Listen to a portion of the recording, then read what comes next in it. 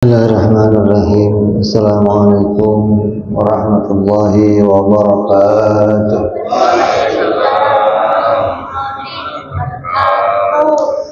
Al-Fatihah ila ruhi sayyidina wa habibina wa syafi'ina Rasulullah Sayyidina Muhammad ibn Abdullah sallallahu alaihi wa ala alihi wa ashabihi wa dzurriyyatihi. أن الله علينا لجهد بالجنة وينفعنا بأسرارهم وأنوارهم وعلومهم ونفعنا ببركاتهم في الدين والدنيا والآخرة وجعلنا من حزبهم يرزقنا محبتهم ويتوفنا على ملتهم ويحشرنا في زمرتهم بالعافية وسلامة والفوز صحبه السيد أبو عبد الله محمد بن يوسف السنوسي اسماعيل شيخ شرها محمد الدسوقي ثم إلى أصحاب أبي عبد الله بن محسن عطاء ثم إلى شيخ نفعنا الله بهم وبعلومهم لهم الفاتحة. أعوذ بالله من الشيطان الرجيم. بسم الله الرحمن الرحيم. الحمد لله رب العالمين الرحمن الرحيم مالك يوم الدين إياك نعبد وإياك نستعين اهدنا الصراط المستقيم صراط الذين أنعمت عليهم غير المغضوب عليهم ولا الضالين آمين. بسم الله الرحمن الرحيم. نويت تعلما وتعليما وتذكرا وتذكيرا ونفعا والانتفاعا والإفادة والاستفادة والحثا على التمسك بكتاب الله وسنة رسول الله صلى الله عليه وسلم والدعاء إلى الهدى والدلالة على الخير ابتغاء مرضاته وقربه وثوابه وحسن الخاتمة واللطف والعافية وصلاح العاقبة. بسم الله الرحمن الرحيم. الحمد لله رب العالمين. الصلاة والسلام على أشرف الأنبياء والمرسلين سيدنا وحبيبنا وشفيعنا ومولانا محمد وعلى آله وصحبه أجمعين. أما بعد.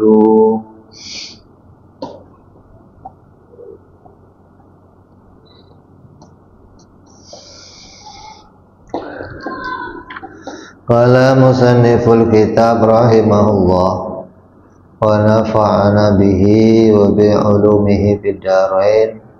Allahumma aftah qulubana futuhal arifin wa bihikmatika wansur alaina birahmatika ya arhamar rahimin.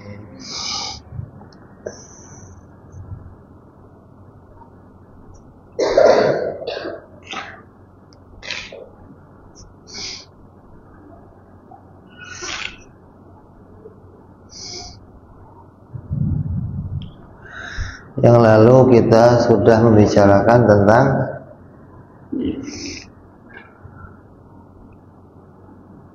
istighna.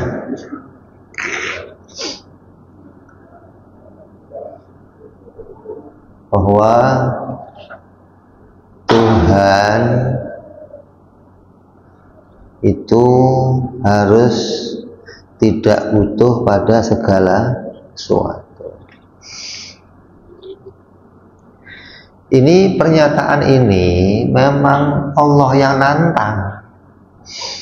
Di Quran Allah nantang, kalau memang kamu itu Tuhan, ya harusnya ya memang punya kriteria ketuhanan. Jangan Tuhan tapi nggak punya kriteria, kamu nggak pantas ngaku Tuhan gitu loh. Yang pantas ngaku Tuhan itu ya yang memang dia itu bisa bikin langit, bisa bikin bumi, itu ngaku Tuhan. Bisa pantas lah ngaku Tuhan, atau ikut andil lah paling enggak, atau bikin gunungnya, atau bikin ya, atau paling enggaknya kamu jangan ikut tinggal di bumi gitu maksudnya. Lu ngaku Tuhan tapi ikut tinggalnya di bumi kan aneh gitu loh maksudnya loh. Berarti ente masih butuh sesuatu. Ente ngaku Tuhan tapi tinggalnya di bumi lah ya. Gimana sih?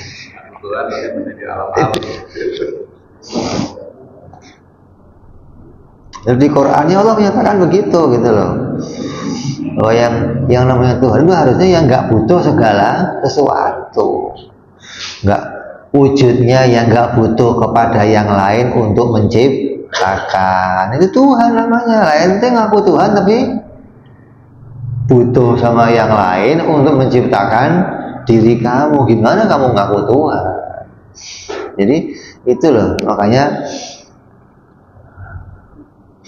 banyak orang-orang kafir di zaman Nabi itu mendadak masuk Islam hanya mendengarkan ayat Quran. Nggak pakai diajak debat, enggak.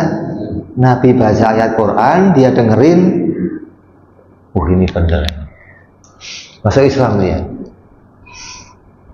Makanya pernyataan Allah dalam Quran itu kalau mau dipikirkan menggugah akal gitu loh. Apa yang Allah nyatakan itu fair maksudnya loh.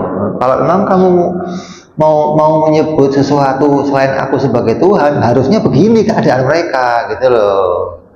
Jangan ente ngaku ini sebagai Tuhan tapi keadaannya masih butuh sesuatu. Gimana mau kamu akui dia sebagai Tuhan? Ente berarti nggak pernah tahu kriteria ketuhanan gitu loh maksudnya. Ente bolehlah ngakuin ada Tuhan selain Allah, ada, ya sudah hadirkan, tapi kriterianya ya harus begini gitu loh. Ada nggak coba yang selain Allah sebagai Tuhan? Jadi nggak terus Allah mentang-mentang pokoknya selain aku nggak mungkin Tuhan. Enggak, Allah mengajukan, coba ente boleh objektif gitu loh maksudnya. Nggak menang sendiri. Kalau memang ente mau mengakui Tuhan selain saya, silahkan, tapi setidaknya dia ya punya kriteria kayak saya gitu loh. Nggak butuh segalanya, nggak butuh diciptakan, nggak ada awalnya, nggak ada akhirnya, nggak numpang sama yang diciptakan. Itu Tuhan tapi numpang gitu Tuhan. Apalagi Tuhan kok ada permulaannya. Tuhan butuh sesuatu. Gimana mau kamu akui Tuhan? Itu orang kafir mikir, oh iya juga, masa begini saya anggap sebagai Tuhan gitu loh.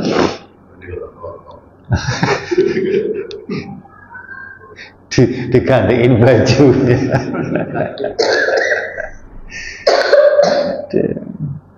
Itu yang menunjukkan bahwa la ilaha illallah didahului dengan apa? Fa'lam annahu la ilaha illallah. Dan yang namanya agama itu apa? La ikraha fiddin, qad tabayyana rusydu minal ghayy. Memang yang namanya petunjuk, penjelasan itu sudah jelas. Apa yang Allah tampakkan itu jelas. Makanya orang Islam itu untuk menyembah Allah, mengakui keberadaannya Allah, nggak butuh mata. Lah kalau Allah satu nongol, saya Tuhan, ya bukan iman namanya itu. Kamu nggak disuruh iman, beres semua kalau begitu mah. Nah itu.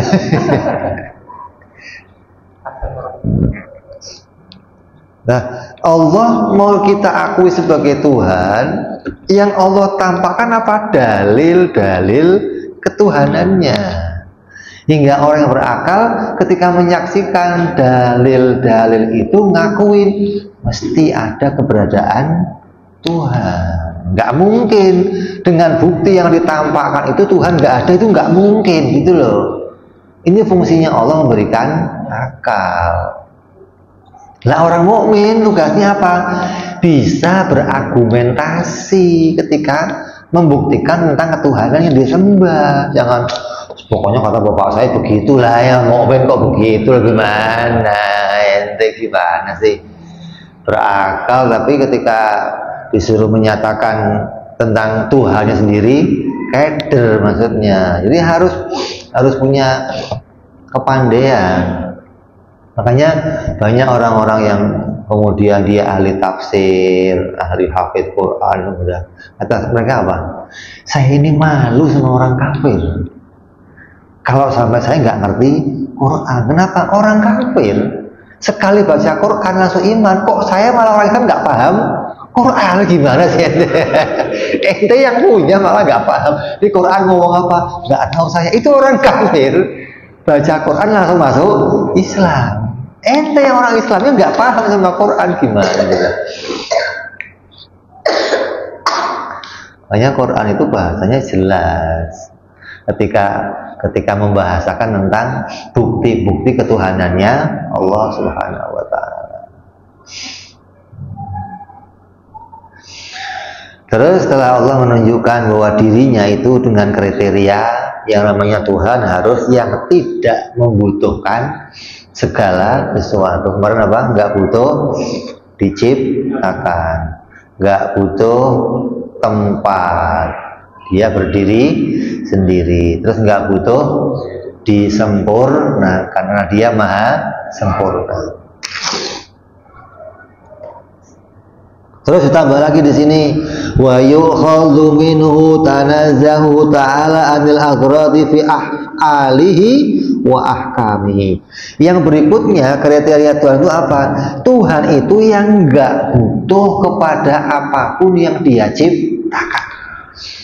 Tuhan itu yang tidak mengambil keuntungan dari apapun yang dia ciptakan. Itu Tuhan begitu, gitu loh.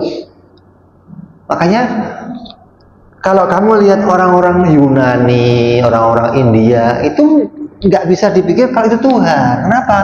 Tuhan tapi minta persembahan, gitu loh. Hah? Persembahan ini, dengan persembahan Tuhan jadi lebih, ini Tuhan. Tuhan apa Tuhan kok jadi disuplai sama hambanya? Tuhan itu yang nyuplai hambanya, justru kok Tuhan disuplai hambanya, gimana sih?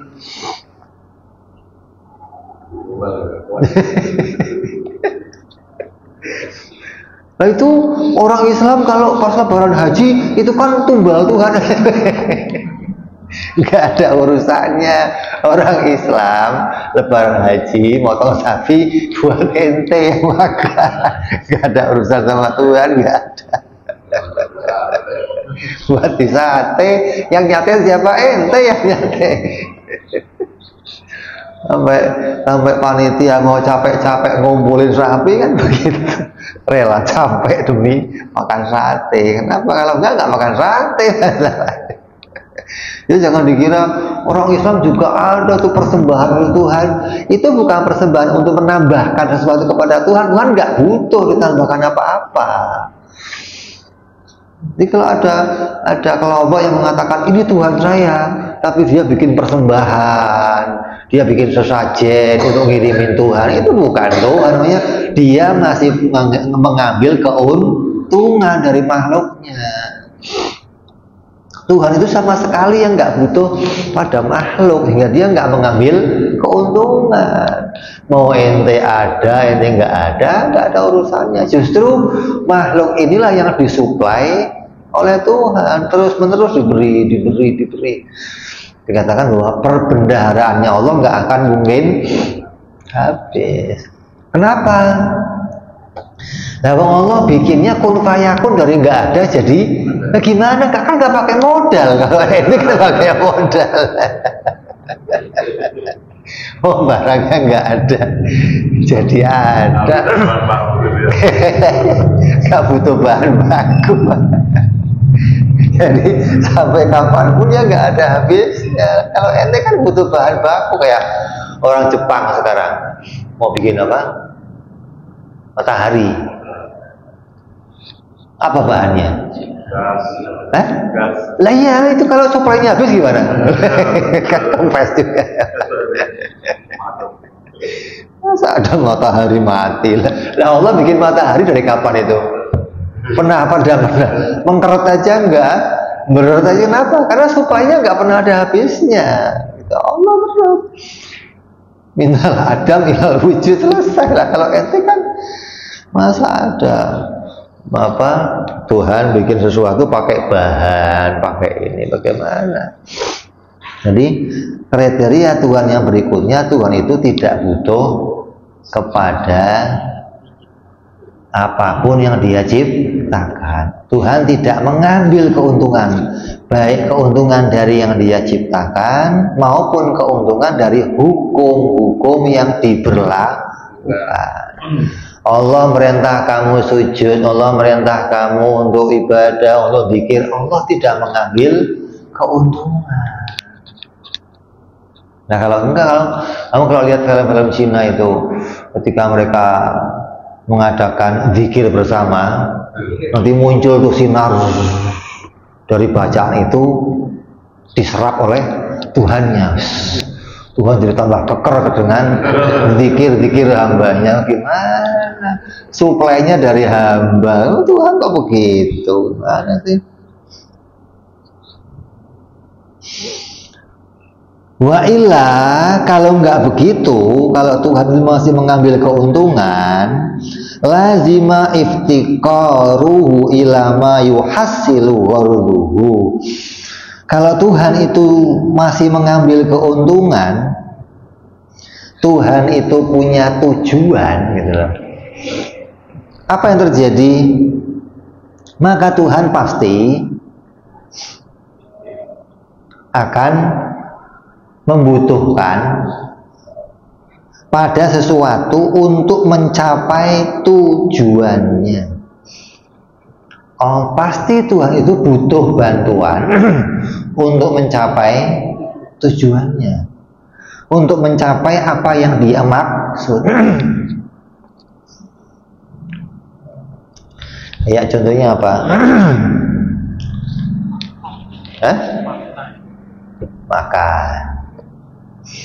Ente punya tujuan kenyang, maka ente akan butuh sesuatu yang bisa menolong ente biar kenyang. Karena yang namanya tujuan itu apa? Gharad itu apa?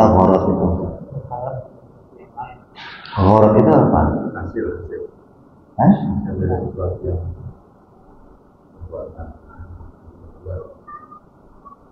Mengharapkan hasil dari apa yang dia kerjakan.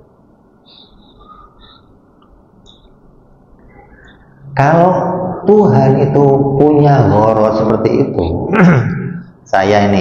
saya mengharapkan hasil dari apa yang saya kerjakan. Contohnya apa? Tadi makan. Saya dengan makan mengharapkan hasil apa? Kenyang. Apalagi? Saya, apa? Saya belajar, mengharap dapat ilmu. Nah, berarti kalau saya mengharapkan hasil dari hal yang saya kerjakan, hasilnya itu dari mana? Itu dari yang lain.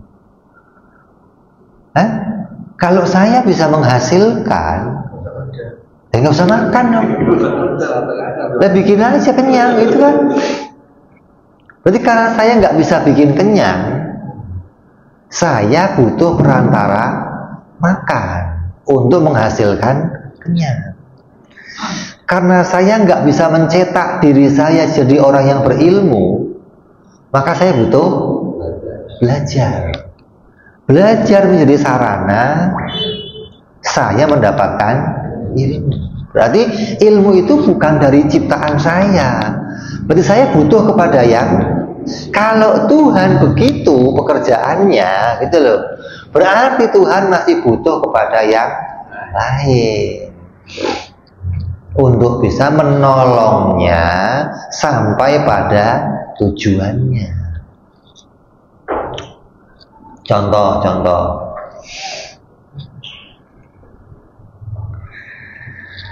Allah bikin surga. Buat apa?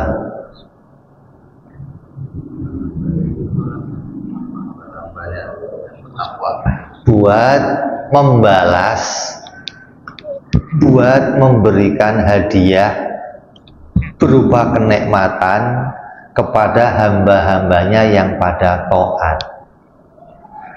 Ya, hamba yang taat nanti akan dimasukkan surga. Kenapa?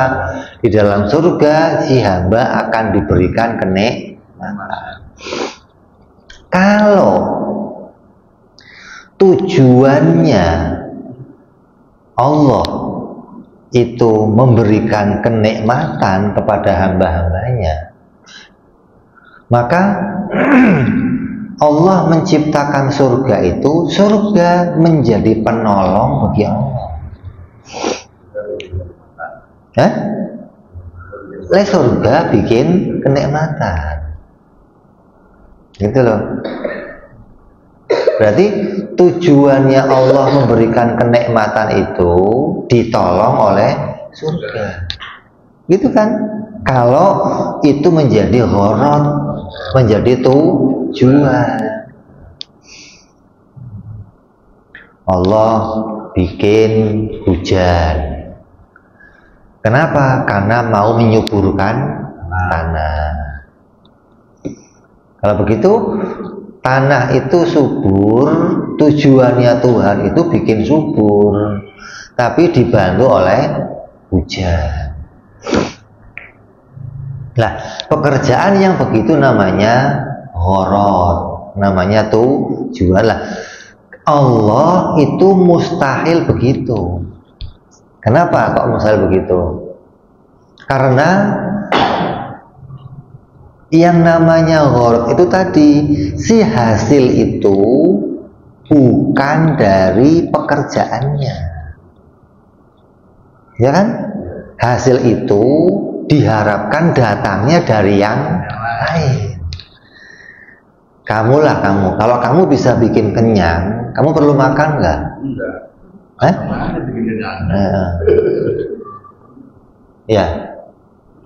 Kalau ente bisa tiba-tiba yang tadinya capek langsung seger sehat, kamu nggak perlu tidur, nggak perlu pijet, ya, nggak perlu refleksi, nggak perlu urut, nggak perlu gitu, langsung seger. Tapi ini nggak bisa. Ketika bulan kamu capek, pengen sehat, kamu tidur, kamu istirahat, maka bangun tidur hasilnya apa? Capek. Berarti capek itu bukan hasil dari kamu. Begitupun yang lainnya. Nah, Allah pekerjaannya nggak demikian. Kenapa? Pekerjaannya Allah itu bukan gharad, tapi lil hikmah. Apa itu hikmah? Hikmah itu Allah menjadikan dua perkara secara bersamaan. Hujan dibikin sama Allah, suburnya tanah juga dibikin oleh Allah. Gitu kan? Yang namanya gharad, yang dibikin cuman satu. Apa? Hujannya dibikin, suburnya dia nggak bikin. Si hujan yang bikin subur, gitu loh. Itu namanya gharad.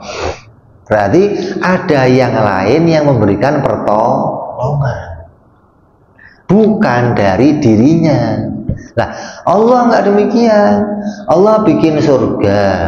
Surga itu nggak bisa bikin enak, nggak bisa. Ketika orang mukmin dimasukkan surga, Allah yang bikin orang mukmin mendapatkan bukan surga yang ngasih kenikmatan. Berarti surganya dibikin, kenikmatannya ini namanya apa? Hikmah.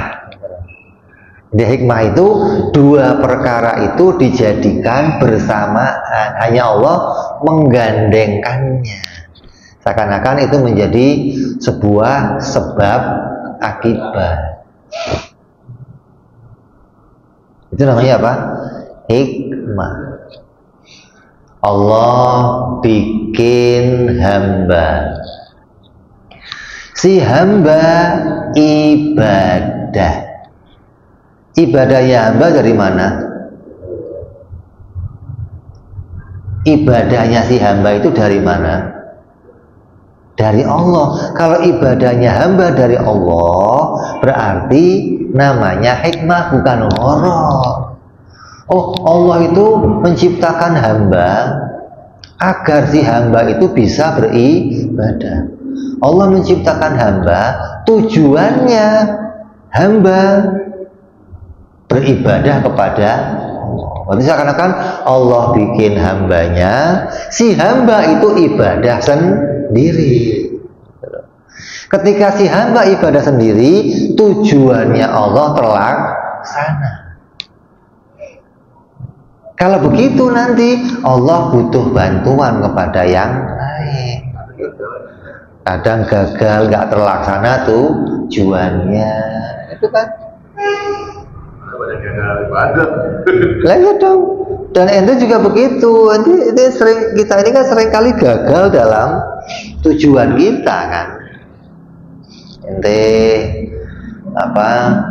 punya tujuan mau pergi ke suatu tempat, ente diantar oleh sesuatu, di tengah jalan gagal. Banyak kan? Ente punya tujuan menjahit, bikin baju, jarumnya patah. Hah?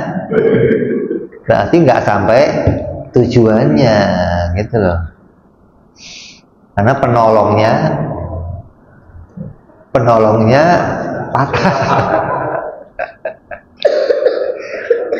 Nah, kalau Allah begitu, berarti perbuatan Allah sama dengan hamba. Nah, kalau Allah perbuatannya sama dengan hamba, pertanyaannya, yang nolong Allah siapa? Gitu loh. Hah? Tuhan lagi. Nah, Tuhan lagi yang nolong siapa? Tuhan lagi. Oh, tasalsul, nggak ada hadisnya kalau begitu. Atau yang nolong Tuhan hambanya, gimana sih? Jadi Allah bikin hamba untuk nolong dirinya. Kayak ente lah, ente bikin sepeda. Yang membuat sepeda siapa? Kamu. Ketika kamu mau sampai pada tujuannya, dibantu oleh sepeda. Berarti kamu dibantu oleh bikinan kamu sendiri, itu namanya dor, begitu. Ente mau masukin paku ke tembok, pakai tangan nggak kuat, ente bikin apa? Palu. Jadinya palu atas pertolongan kamu. Setelah palunya jadi, palunya nolongin kamu, gitu. Bolak-balik namanya dor, begitu. Si palu mendapat manfaat dari kamu, kamu juga dapat manfaat. Ini namanya kan mutualis, simbiosis mutualis, saling memberi manfaat. Tuhan menciptakan saya beribadah kepada Dia, kan sama-sama mengambil keuntungan, memberi keuntungan lah. Terus manfaatnya kamu ibadah untuk Tuhan apa, gitu loh. Jadi kalau kamu masih meyakini bahwa ibadah kamu bawa manfaat untuk Tuhan, kamu masih sama dengan orang India, orang Yunani, orang Jawa kuno yang mengatakan ada sesajen, ada apa? Persembahan untuk Tuhan, orang-orang Arab dulu. Sama aja, berarti nggak ada bedanya kalau begitu. Kalau masih mengaku bahwa apa yang saya kerjakan membawa keuntungan untuk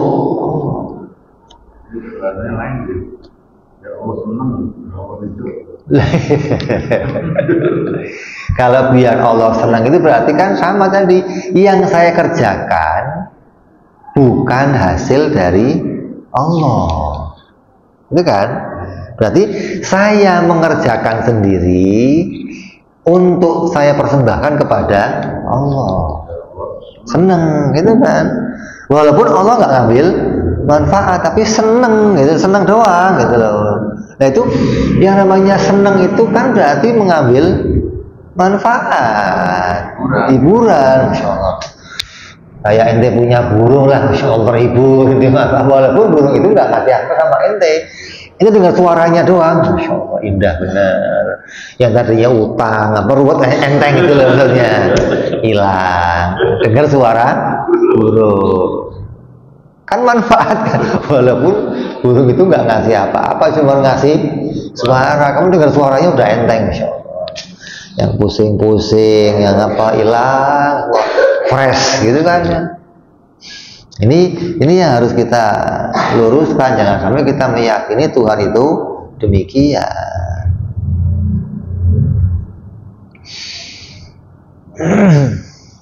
Kaifa wa huwa jalla wa azza ghaniyun an kulli ma siwa. Gimana kok nggak begitu? Karena Allah nggak butuh pada segala sesuatu. Wa yukhadhu minhu aidan annahu la yajibu alaihi ta'ala fi'lu syai'in minal mumkinati wa la tarkuhu. Dan yang menunjukkan lagi kriteria Tuhan itu apa? Tuhan itu nggak wajib menciptakan segala sesuatu. Mau bikin boleh, nggak bikin boleh, itu Tuhan begitu. Nggak ada Tuhan itu harus, Tuhan bikin ini harus, bikin kebaikan harus, bikin, nggak ada. Tuhan nggak harus bikin apapun. Kalaupun dia bikin, itu bentuk kasih sayangnya, bentuk anugerahnya, bentuk kebijaksanaannya, bentuk kebaikannya. Gitu loh. Bukan ada kewajiban bagi dia untuk menjadikan sesuatu. Tuhan nggak wajib bikin apapun. Jadi ketika kamu sekarang mengerjakan sesuatu, kemudian kamu nuntut Tuhan, Tuhan harus dong kamu bikin begini, harus dong kamu jadikan saya begini, kan saya sudah begini, saya sudah begini. Nah yang mengharuskan siapa? Kalau kamu kok meyakini begitu, berarti kamu nggak kenal Tuhan kamu. Nah itu, kamu nggak kenal Tuhan kamu kalau begitu. Makanya sebelum menyembah Tuhan, kenali Tuhan kamu dulu. Biar nanti ketika kamu menyembah dia, kamu nggak kecewa, gitu loh. Tuhan yang saya sembah nggak seperti harapan saya, kan repot. Udah saya pilih jadi Tuhan, ternyata nggak sesuai harapan saya. Kalau begitu mah saya mau ganti Tuhan aja lah. Lu kira Tuhan hasil pilihan. Jadi kalau presiden boleh, udah ijazahnya palsu segala, udah gua pilih nggak taunya kecewa kamu lah. Tuhan nggak begitu mestinya dong. Tuhan bukan hasil pemilihan. Makanya kamu jangan nyembah Tuhan dulu kalau kamu nggak kenal Tuhan. Kenapa? Nanti kamu kecewa, gitu loh. Makanya banyak orang-orang Arab yang kemudian keluar Islam gara-gara kecewa dengan Tuhan. Ketika dia masuk Islam, ternaknya subur, pada gemuk-gemuk, sawahnya bisa panen.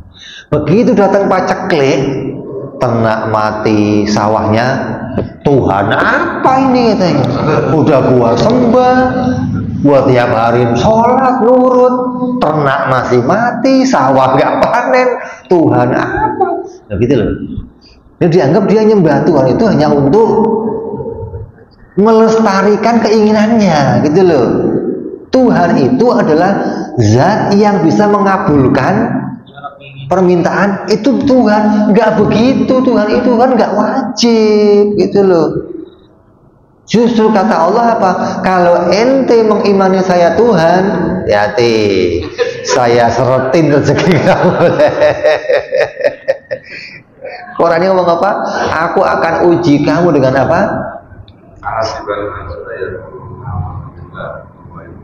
Nah, kamu akan diuji dengan apa? Harta benda, dengan kurangnya buah-buahan, kurangnya akan diuji oleh Allah.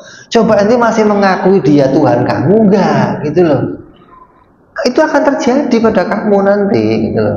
Makanya jangan salah mengenali Tuhan. Kalau kamu kenal Tuhan, Tuhan itu pokoknya harus, kalau hambanya minta harus dikabulkan. Nanti kamu kecewa. Kayak anak-anak kecewa sama bapaknya. Wah, minta sepeda aja nggak dibeliin. Mau ganti bapak gua lah. Ngapain bapak ente, repot bapaknya ente.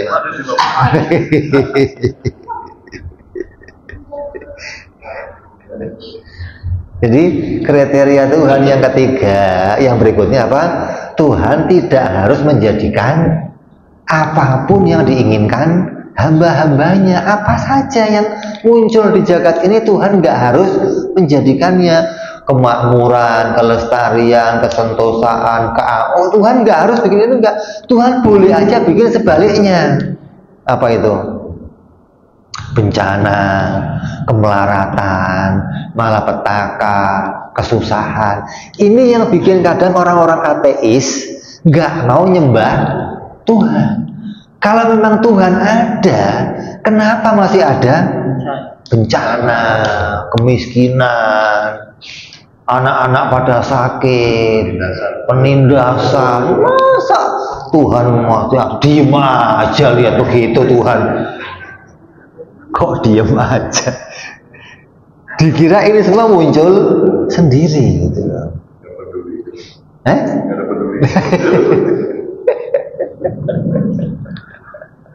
Kurang kita kasih. Padahal kalau kamu tanya sama seorang guru itu kalau pengen tahu muridnya pinter atau enggak, dikasih soal yang gampang apa yang sulit? Hah? Pengen nguji muridnya pinter atau enggak, gitu loh. Nah Allah begitu. Ini hikmahnya nih. Allah uji kamu dengan diambil hartanya, nggak dikabulkan doanya. Coba kamu bisa jawab nggak? Bisa inna lillahi wa inna ilaihi apa? Oh begini amat ini. Hati-hati.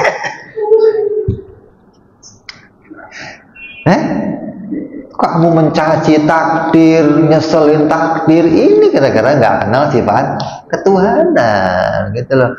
Kamu sedang diuji dengan ujian yang berat. Itu apa? Allah mau menampakkan keimanan kamu kepada yang lainnya. Katakan apa? Asyaddukumul balaul anbiya. Allah menguji Nabi dengan ujian yang berat. Yang kalau kamu diuji kayak Nabi sehari aja, kamu nggak sanggup nggak? Loh, kenapa Allah uji begitu? Allah mau menunjukkan diuji yang paling sulit. Ini loh hambaku mesti bisa melewatinya. Sampai diceritain apa? Iblis nantang siapa? Nabi siapa? Ayub. Ya Allah, Ayub itu taat sama ini karena dia punya harta, sukses, duitnya banyak, anaknya banyak, istrinya coba diambil semua ya Allah. Ya sudah, diambil aja coba. Maka diuji oleh Allah. Di akhirnya Allah mau menampakkan kepada iblis, kepada malaikat, kepada bahwa Ayub ini betul-betul hambanya Allah yang paling istimewa, gitu loh. Diambil hartanya tetap ibadah, Anaknya mati semua, tetap ibadah. Kesehatannya diambil, tetap ibadah. Nggak bergeser ibadahnya. Itu loh ujian. Bukan justru kalau Tuhan ada, kesehatan itu harus terjamin. Makanan, oh ini bukan Tuhan namanya. Itu presiden, harusnya begitu. Mensejahterakan rakyatnya. Nggak boleh ada apa namanya. Itu tugasnya RT yang begitu. Gimana rakyatnya makan semua. Bukan tugasnya Tuhan. Tuhan nggak begitu kriterianya, gitu loh. Jangan nyamain Tuhan dengan kira kriteria Tuhan begitu. Berarti kamu salah kenal Tuhan, gitu loh. Jadi sebelum nyembah Tuhan apa? Nggak sholat lagi pusing. Jadi kalau pusing seret nggak sholat gitu ya.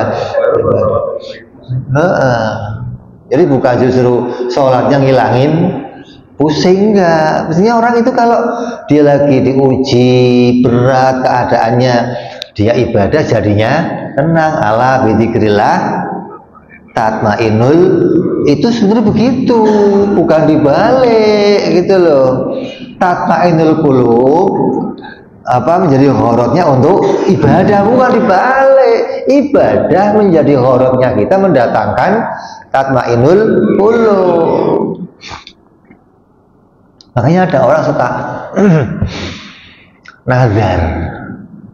Nazar itu aneh loh. Orang nazar gimana biasanya? Kalau nazar itu biasanya gimana? Kalau saya sukses, saya mau. Nah kok ini nantang Tuhan loh, nyuruh Tuhan. Apa kalau ini nggak dikasih kamu nggak mau ngerjain itu? Makanya nazar itu wajib, kan Pak? Allah nggak nyuruh kamu begitu, tapi ente sendiri yang mau begitu, gitu loh. Hati-hati orang-orang yang melanggar nazarnya. Allah nggak pernah merintah begitu, nggak pernah. Makanya apa? Ente keadaan kamu kayak apa aja ya tetap ibadah, begitu dong harusnya. Ini kriteria Tuhan yang kamu harus tahu ini, gitu loh. Kalau kamu nggak tahu ini berarti kamu salah nyembah Tuhan. Walaupun tiap hari Allah zikir, saya dobol dah. Nah, suruh tanya bohong ini bohong. Kenapa? Ini nggak kenal dia berarti. Ketika nggak kenal dia, kamu akan mudah kecewa. Hah? Bukan kadang nggak kecewa sama Tuhannya, kecewa sama takdirnya. Itu sama aja kecewa sama Tuhan. Kenapa Tuhan bikin saya begini? Nah, kok kenapa? Emang ada kewajiban Allah bikin begini? Salah apa? Oh salah kamu banyak. Bukan salah apa? Oh salah kamu banyak. Emang itu Nabi nggak punya salah? Oh salah apa? Nanti ditimbang itu dia lihat salah kan? Salah kamu apa? Namanya. Jadi kriteria Tuhan tadi setelah dia nggak butuh segala sesuatu, yang menunjukkan dia juga nggak butuh yang lain apa? Dia tidak mengambil keuntungan. Terus dia tidak punya kewajiban menjadikan apapun. Bikin kemakmuran nggak wajib, bikin kesentosaan nggak wajib, bikin damai nggak wajib, bikin sehat nggak wajib, gitu loh. Jadi boleh saja Allah bikin sebaliknya, kesusahan, kesengsaraan, gempa bumi, orang sakit, boleh. Bahkan orang yang beriman masuk neraka, boleh. Coba kamu persiapkan diri kamu untuk taat kepada Allah. Ketika kamu sudah sampai puncaknya taat, tiba-tiba dibuka pintu langit, tertulis fulan kamu akan masuk neraka. Coba, apa jawaban kamu kira-kira? Misal gua. Kalau kau begini, ngapain gua sholat? Ngapain gua ibadah kalau begini mah? Tahu capek-capek begini, tetap aja masuknya neraka. Ngapain? Coba. Gimana kamu menjawab coba? Ente akan terima dengan takdirnya Allah apa enggak? udah taat haji berkali-kali, puasa nggak pernah putus, nggak cuma Dawud lagi, puasa daim gitu. Tiap hari puasa kan? Begitu buka langit dibuka jadi wali, tulisannya ente akan masuk. Coba boleh nggak aja nolak? Nggak mau saya, ya Allah, pokoknya nggak terima, saya nggak mau masuk neraka. Emangnya Allah pernah nawarin kamu? Kalau Allah mau masuk neraka ya masuk aja, ini mau nolak tetap masuk, udah tetap masuk, ingkar takdir lagi, nggak terima takdir lagi, apa nggak berat? Jadi gimana jawabnya harusnya? Begitu lihat akan neraka, ya Allah, saya terima apapun takdirmu, asalkan ini bersama rahmatmu, ya Allah. Kalau itu masuk neraka dirahmati Allah, ya sudah, enteng-enteng aja gitu loh. Asal jangan masuk nerakanya karena ghadabnya Allah gitu loh. Kalau masuk neraka birahmatillah, ya sudah, enteng-enteng kayak para malaikat di neraka nggak banyak nggak? Banyak. Zabaniyah di neraka, Malik di neraka, birahmah, ini beres gitu. Jadi kalau yang jadi kepentingan tadi bukan nuntut Allah, saya udah begini mau jadi enggak. Allah nggak punya kewajiban untuk bikin itu, nggak ada. Ini kriteria Tuhan yang kamu harus kenali gitu loh. Jangan nganggapnya Tuhan itu ya yang saya sembah itu pokoknya yang mengabulkan semua doa-doa saya, permintaan saya, itu baru Tuhan yang baik namanya. Kalau enggak, bukan Tuhan. Berarti kamu salah nyembah Tuhan.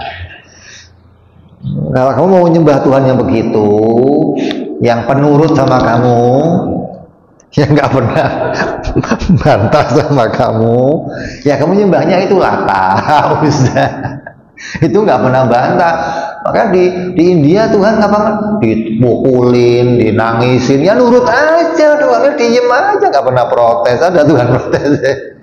Sama Tuhannya menjegek, diem aja, nurut. Makanya kalau mau nyembah Tuhan yang nurut, bikin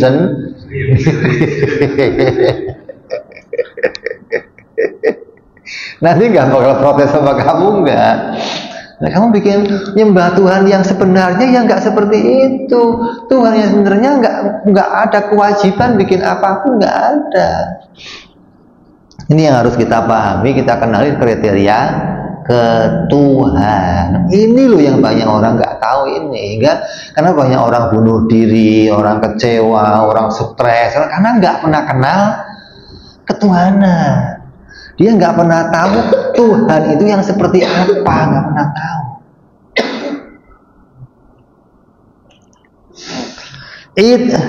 Wajaba ta'ala syai'un minha aklan kasawa bimasalan lakana jalla wa azza muftakhiran ila dzalika syai' liyatakammala bihi gharduhu. Kalau Allah itu harus menjadikan seperti pahala, maka Allah akan butuh kepada sesuatu yang menjadikannya menjadi sempurna. Butuh yang menyempurnakan dirinya agar bisa sampai kepada tujuannya. Kayak apa namanya? Allah itu harus menjadikan sesuatu. Maka Allah bikin kamu. Setelah Allah bikin kamu minta, maka Allah akan pasti memenuhi kebutuhan kamu. Dengan begitu Allah jadi sempurna loh. Saya Tuhan bisa memenuhi kebutuhan hamba-hamba saya. Kamu ibadah, saya kasih pahala. Sempurna. Tuhan nggak begitu, nggak. Tuhan yang kamu sembah bukan Tuhan yang begitu gitu loh. Itla yajibu fi haqqi ta'ala illa ma huwa kamalun lahu. Itla yajibu, bahwa Allah tidak wajib pada haknya Allah illa kecuali ma huwa kamalun, kecuali dia zat yang maha sempurna. Dia nggak butuh disempurnakan dengan yang lainnya. Kaifa wa jalla wa azza ghaniyun an kulli ma siwa. Allah SWT, wa Allah itu zat yang tidak butuh kepada segala sesuatu. Al-ghardu manfiyun anhu ta'ala ibaratun an wujudil ba'ith yab'athu ta'ala ala ijadi fi'lin minal af'ali aw ala hukmin minal ahkami syar'iyyati min mura'ati maslahatin ta'udu ilaihi ta'ala aw ila khalqihi wala khafa'a anna kilal wajhaini mustahilun ala Allahi azza wa jalla. Tujuan yang dinafikan dari Allah, apa sih tujuan itu? Yang Allah itu nggak mungkin punya tujuan. Apa tujuannya Allah bikin ini? Seringnya apa tujuannya Allah bikin? Apa tujuannya Allah? Dengan tujuan itu ditiadakan. Allah itu nggak ada pada perbuatan sebuah tujuan. Ini adalah merupakan ungkapan dari adanya ba'its. Apa itu ba'its? Itu faktor pembangkit. Apa faktor pembangkit itu? Yang menyebabkan kamu itu tergerak. Ente duduk sekarang nih, tiba-tiba bangun mau ke kamar mandi, kenapa?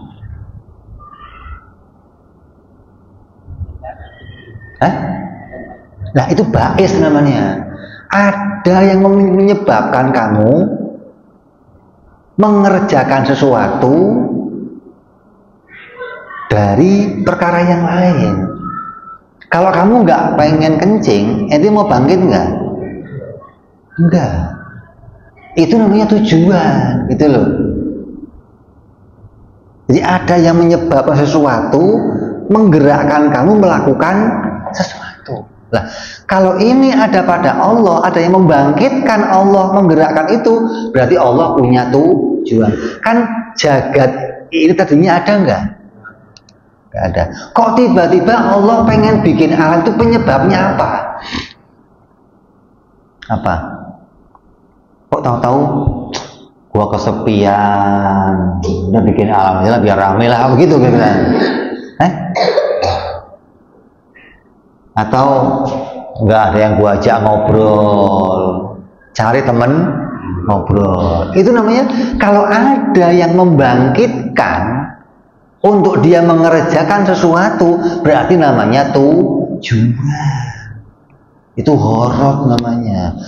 Ketika dia punya tujuan seperti itu, maka dia pasti butuh yang lain untuk bisa mencapai tujuannya. Ente tiba-tiba pengen ngeluarin kencing, maka ente butuh tempat untuk bisa menyalurkan kencing kamu. Nah, cari tempat nih, mana ya? Pojok sana kan. Ketika tujuan kamu terlaksana, sempurna kamu berarti. Berarti untuk menyempurnakan tujuan kamu butuh kepada yang apa itu? Kamar mandi. Itu loh. Jadi coba bayangkan, ini alam nggak ada tadinya. Terus Allah pengen bikin alam. Ada nggak yang membangkitkan Allah tiba-tiba pengen bikin? Ada nggak? Kalau ada, berarti Allah punya tujuan. Jadi harusnya nggak ada. Murni Allah memang mau bikin. Kenapa? Nggak kenapa-kenapa gitu loh. Oh, dia bebas, nggak punya kewajiban, dia nggak punya gharad. Mau bikin ya boleh, nggak bikin boleh.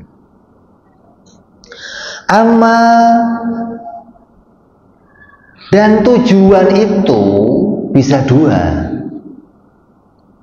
Tujuan bisa ada dua. Apa?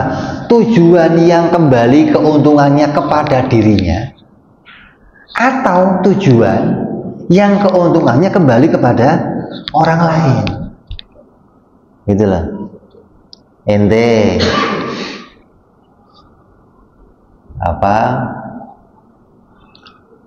memberikan seseorang hadiah. Ini gua kasih motor. Tujuannya memberikan keuntungan pada orang lain. Ketika motor itu sampai, orang lain bisa mengambil manfaat dari motor itu. Berarti keuntungan itu apa? Tujuan itu untuk memberi keuntungan pada orang lain. Ada yang tujuan itu yang kembali kepada dirinya. Nah, dua-duanya ini hukumnya mustahil. Allah itu nggak ada tujuan pada dirinya, baik tujuan yang kembali kepada makhluknya atau tujuan pada dirinya. Enggak, Allah bikin alam itu ya Allah nggak ambil untung, tapi semuanya untuk makhluk. Ya berarti punya tujuan, kalau begitu sama. Jadi nggak ada tujuan untuk makhluk dan nggak ada tujuan untuk kembali kepada dirinya. Dijelaskan di sini, amma auduha ilaihi ta'ala falima yalzamu alaihi min ikhtiyajihi ta'ala illa an yatakammala bi makhluqih. Adapun kemustahilan kembalinya keuntungan, kemaslahatan, manfaat itu kepada Allah, karena akan menjadikan keterkaitan kelaziman, yaitu butuhnya Allah kepada kesempurnaan dirinya. Kalau ada keuntungan yang kembali pada dirinya, berarti akan bertambah Allah sempurna. Ya dong, kalau Allah masih butuh sesuatu, berarti Allah sempurna nggak? Sempurna nggak? Enggak dong. Ketika sesuatu sampai pada dirinya, barulah dia merasa sempurna. Kayak orang tua pengen punya anak.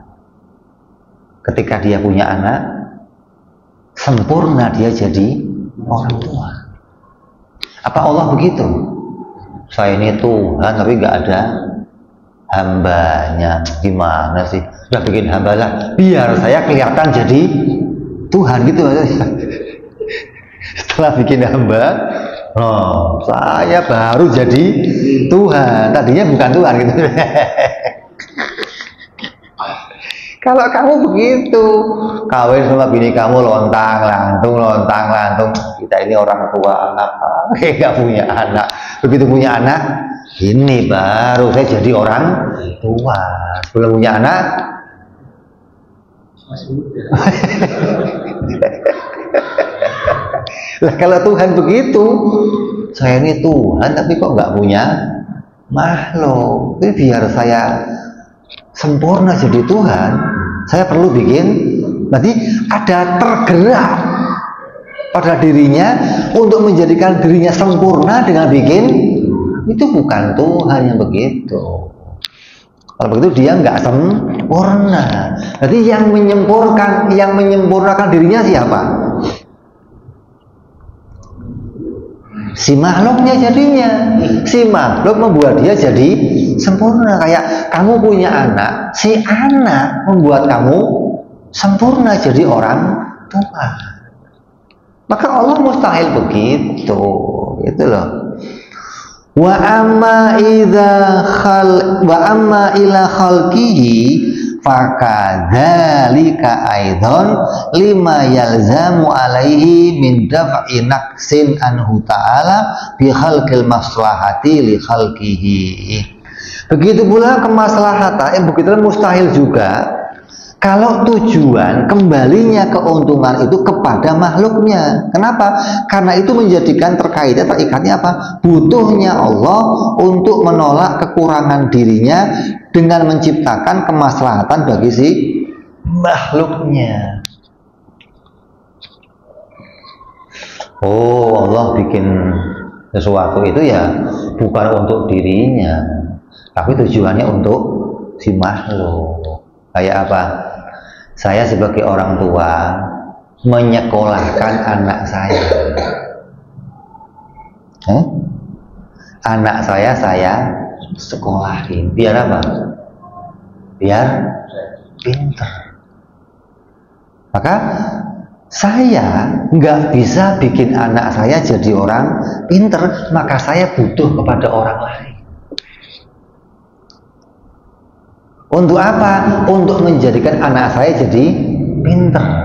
Lah, ketika anak saya pinter, maka jadilah saya sempurna.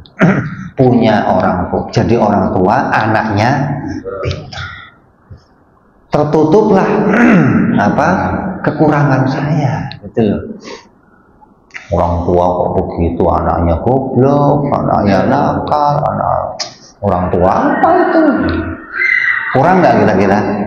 Biar sempurna, hilang kekurangannya, diapain?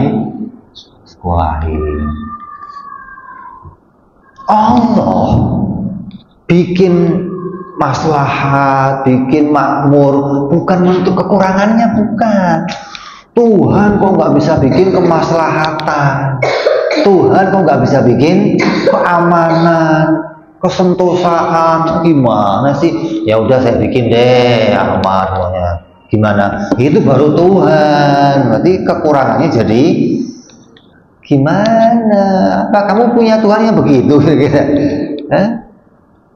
Gitu loh.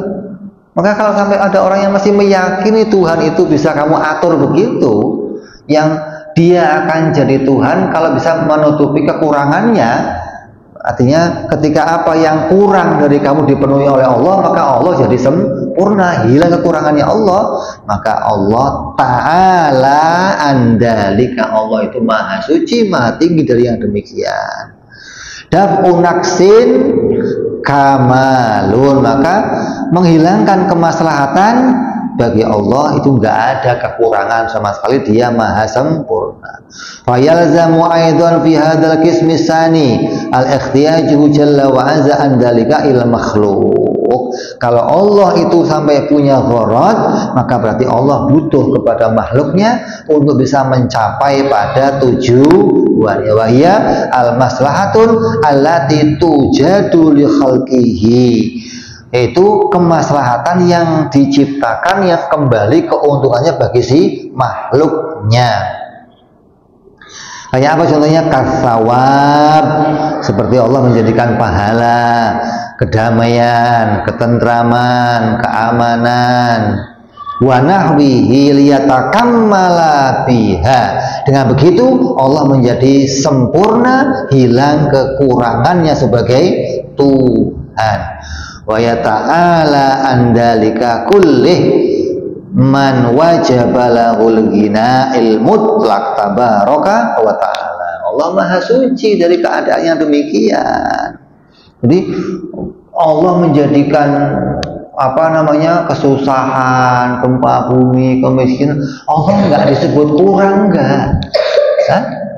Artinya begini, andai seluruh makhluk nggak ada yang nyembah dia, tidak berkurang kekuasaannya, tidak berkurang kesempurnaannya. Andai seluruhnya itu nyembah dia semua, itu pun nggak bertambah kemuliaannya. Jadi bukan berarti ketika kita mohon sama Allah, ya Allah saya miskin, berikan kekayaan, ya Allah saya sakit, berikan kesehatan, ya Allah rakyat berikan kemudahan. Kalau Allah nggak bisa ngasih, berarti Allah punya kekurangan, terpaksa dia ngasih. Maka untuk menutupi itu bukan Tuhan yang begitu justru. Kalau kamu masih menganggap Tuhan seperti itu, kamu salah nyembah Tuhan. Allah nggak begitu, nggak. Kamu akan kecewa nanti ketika menyembah Allah tapi nggak tahu keadaannya Allah. Sebagai Tuhan, kamu harus kenal dia sebagaimana keadaan Tuhan yang sebenarnya. Jangan nyembah Tuhan, tapi Tuhan yang sesuai keinginan kamu. Ya kamu bikin sendiri aja Tuhannya. Jangan nyembah Allah, jangan. Bikin Tuhan yang sesuai keinginan kamu. Faqad istabana anna af'alahu jalla wa azza wa ahkamahu kullaha la illatan laha ba'itatan. Dari penjelasan saya di atas, kata pensyarah Imam Ad-Dasuki, Sungguhnya menjadi jelas bahwa semua perbuatan dan hukum-hukum Allah itu tidak mempunyai elat yang membangkitkannya. Apapun yang dikerjakan Allah itu tidak ada yang menggerakkannya, nggak ada. Nggak ada menjadi penyebabnya, nggak ada. Allah begini gimana sih? Sebabnya mau begini. Allah begini kenapa? Sebabnya mau begini. Nggak ada, itu kita yang perbuatannya penuh dengan sebab yang menggerakkan, namanya makhluk. Ente kok tiba-tiba pengen jahit, kenapa? Ente kok tiba-tiba pengen jahit, kenapa? Karena butuh mulus, itu loh. Kalau nggak butuh mulus, ngapain gue jahit, gitu loh. Di rumah rokok enak, nggak tahu apa, habis. Nah, ada yang menggerakkan, namanya, gitu loh. Itu elat namanya, yang membuat kamu jadi nggak sempurna dengan itu. Kalau Allah begitu, Allah nggak sempurna berarti. Wa inna ma hiya bimahdil ikhtiyar, maka semuanya murni karena pilihannya sendiri. Wa ma ra'a ta'ala min masalihil khalqi fa bimahdi fadlihi wala haqqa li hadin alaihi ta'ala. Kemaslahatan makhluk yang dijaga oleh Allah terjadi karena anugerahnya Allah sendiri. Tidak ada hak apapun bagi seorang yang wajib bagi Allah, nggak ada.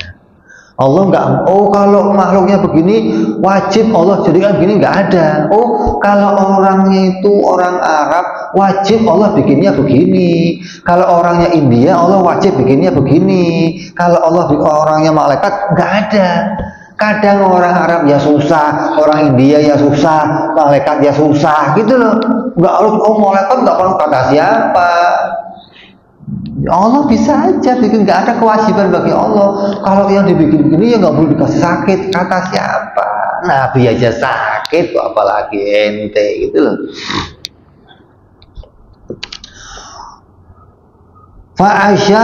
Fa'asyarna fi aslil aqidati ila qismil awal bi qawlihi wa yu'khadhu minhu tanazahu ta'ala anil aghradi ila qawlihi an kulli ma siwa wa asyarna ila qismi sani bi qawlina wa kadza yu'khadhu minhu aidan annahu la yajibu alaihi ta'ala fi'lu syai' minal mumkinati wa la tarkuhu ila akhirih. Karena itulah dalam akidah kitab asal Imam As-Sanusi telah menuliskan wa yu'khadhu minhu tanazahu ta'ala anil aghradi bil af'alihi wa ahkamihi wa illa, sampai dengan akhirnya kitab sudah dijelaskan. Begitu pula yang kedua, Allah tidak wajib menciptakan sesuatu dan tidak mustahil menciptakan sesuatu, telah dijelaskan. Kalau Allah wajib, nah, yang terjadi ini.